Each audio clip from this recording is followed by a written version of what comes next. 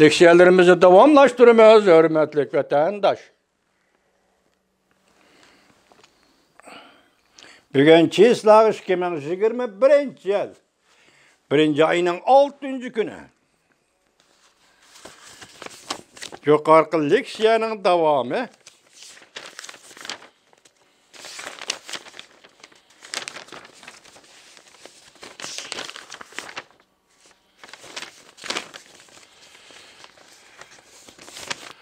Devlet İşlakatı Mike Pompeo mundaq davamlaştırdı. Prezident Trump'ın rəhbərligi asıdı ula Cungo'nun, bolupmu Cungo Kompartiyasının dini itiqat erkinligiga ziyankeşlik qılıvatqanlığı diqqat qilishga başladı. Yani hükümet. Biz ona yani Cungo Kompartiyasının özünün g'arbidiki Uyg'urlarga qandaq muomala qilayotganligini ko'rib yetdik. Biz onun yani Cungo Kompartiyasının Tibetlerge qandaq muomala qilayotganligini ko'rib yetdik.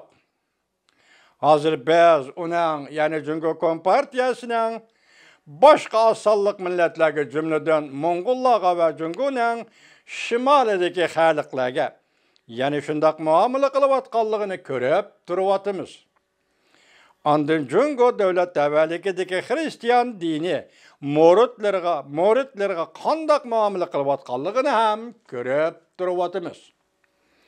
Vay devlet işlakatı Mike Pompeo mundaq ko'rsatdi. Bu işler insan hürmetiga qilingan eğer haqoratdir. Mustabitizmning belgisidir.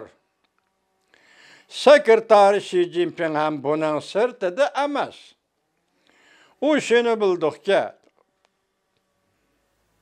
u devlet işlakatı Mike Pompeo mundaq dedi, shuni bildiki, hukmronlik qilish, iqtidor kuchini saqlab qolish uchun Cungo Kompartiyasi kuchni ko'paytirish va tizginlash kuchini kengaytirish kerak deb chaqirdi. Şunlaşqa yani Cungo Kompartiyasi dini itiqat erkinligining dunyoda her bir odamni makam bilan ta'minlaydiganligini chetga qoqdi. Devlet İşlakatı Mike Pompeo mundaq ko'rsatdi. Prezident Trump hükümeti nayt zo'r tirishchanlik ko'rsatib, Cungo Kompartiyasining bu qonunga xilof harakatlarini sharhladi. Aşkarladı. Şunun qat'iy ishondiki, dünya bu melodiyasini davomli saqlab qolib, Cungo hukumatining ilohiyat tarafidan kishilarga berilgan diniy itiqod erkinligiga yo'l qo'yishni talab qiladi. Bu kishilar Cungo Kompartiyasining e'tiqodiga e'tiqod qilmaydi. Cungo Kompartiyasi Cungo'ga barobar emas. Devlet İşlakatı tushundirib mundaq ko'rsatdi. Biz Cungo Kompartiyasi bilan Cungo xalq o'rtasidagi ro'shan farqlarni ta'kidlaymiz. Devlet İşlakatı ve Mike Pompeo mundaq ko'rsatdi.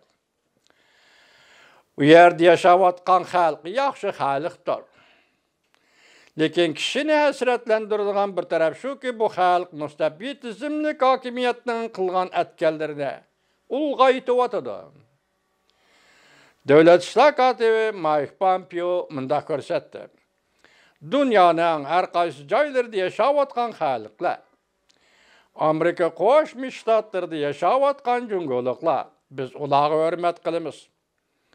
Biz ulardan qoyil bo'lamiz. Biz ularning Cungo'ning bu siyosiy hokimiyatini o'zgartiradigan xalqaro harakat faoliyatlariga qatnashishga chaqiriq qilamiz.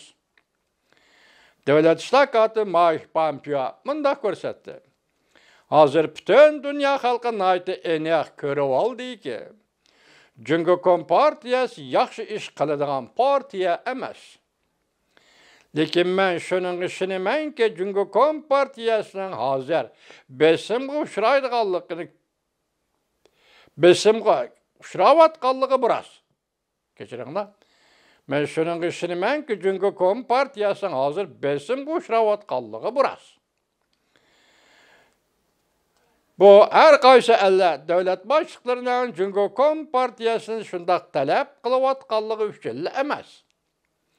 Çünkü bütün dünya halkı onu, yani Cumhuriyet Kompartiyasını körüp duruvatıdır. Şunu Cumhuriyet Kompartiyasının betbeşirisi halkı alem aldıda aşkarı oldu. Devlet İşlakatı Mike Pompeo mındak görsetti.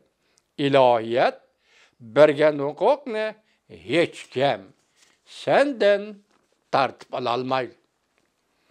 Mike Pompeo tartıp algılı olmaydıgan hukuk komitetinin muhimliği üstür toxtaldı. Bu düşendirip mındak dedi. Bu eş Amerika'nı kayta kurup çıkış iddiası bilen birdek bolup gelidi. Amerikaga xas bolgan ve tabiat tarafından berilgen hukuktur. Bu hukuk insaniyet gibi berilgen devlet korguçular tarafından takdim elingan hukuk. O hukukni Xudo bergan, lekin devlet korguçular Xudo bergan hukukni tan aldı rast dedi. Devlet korguçular tarafından tan elingan hüküm, lekin kimdi birisi icad qilgan hukuk emas. Tabiiy hukuk. İctimaiyleşken hukuk o devlet siyaset tevasideki iş. Ma hukuk tabiiy hukuk, tabiat bergen hukuk. İlahiyet tarafından berilgen hukuk. Bu hukukni hech kim icad qilgan emas. Bu Amerikanın ulug' taraflarini bizning esimizga soladi. Amerikanın qurg'uchilarning aql parvostini ve iqtidorini esimizga soladi. Shunda bizning davlatimizning g'alaba qilishida bu huquqning qanchalik muhimligini esimizga soladi. Men Amerika bu an'anani asliga keltirdi, bu an'anani asliga keltirdi deb o'ylayman. Bugungi leksiyalarimiz tugadi vatandoshlar. Mesele o'z-o'ziga chiqib turibdi, bugun muhokama qilmaylik. Ma'qulmi? Ertadan boshlab muhokama qilishimiz.